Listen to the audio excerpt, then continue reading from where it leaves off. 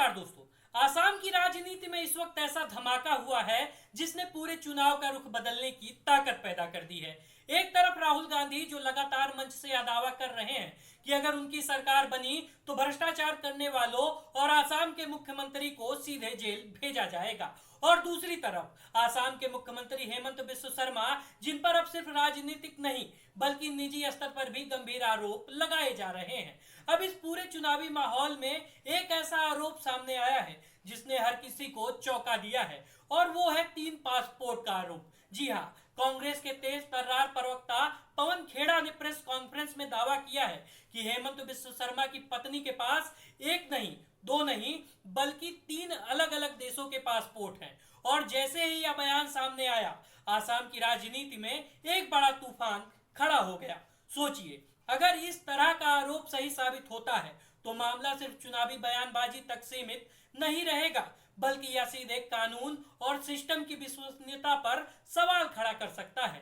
कांग्रेस का कहना है कि सिर्फ पासपोर्ट ही नहीं बल्कि विदेशों में संपत्ति और निवेश से जुड़े कई ऐसे पहलू हैं जिन्हें सही तरीके से सामने नहीं लाया गया, और यही वजह है कि अब इस मुद्दे को जोर शोर से उठाया जा रहा है। इसी के साथ कांग्रेस ने यह सवाल भी खड़ा किया कि आखिर एक ही व्यक्ति के पास अलग अलग देशों के पासपोर्ट कैसे हो सकते हैं, और क्या यह सब जानकारी पूरी पारदर्शिता के साथ सार्वजनिक की गई थी या नहीं। इशारों इशारों में यह भी कहा गया कि क्या चुनाव के बाद देश छोड़ने की कोई तैयारी तो नहीं की जा रही है, जिसने इस पूरे मुद्दे को और ज्यादा सनसनीखेज बना दिया है। अब अगर हम इस पूरे घटनाक्रम को ध्यान से देखें तो एक बात साफ दिखाई देती है कि यह कोई अचानक हुआ मामला नहीं है, बल्कि इसके पीछे एक राजनीतिक रणनीति भी हो सकती है। क्योंकि राहुल गांधी पिछले काफी समय से लगातार एक ही बात दोहरा रहे हैं कि भ्रष्टाचार हुआ है तो जांच होगी और जिम्मेदार लोगों को जेल भी जाना पड़ेगा। यानी यह जो नया आरोप सामने आया है वह उसी बड़े नैरेटिव का हिस्सा हो सकता है जिसे कांग्रेस चुनाव के दौरान स्थापित करना चाहती है।